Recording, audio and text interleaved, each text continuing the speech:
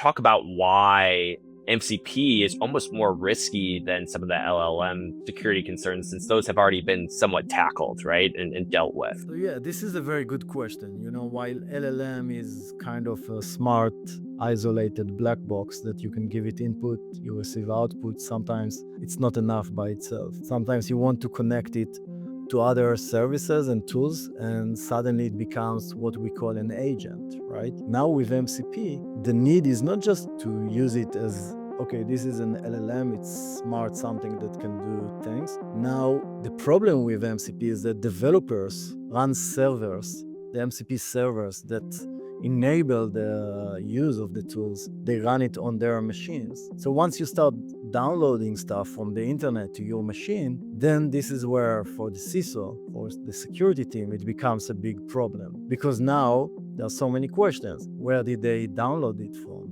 What are they running? What kind of permissions they give whatever they just downloaded? So if we said this is a Gmail MCP server, we need to give it access to our Gmail account.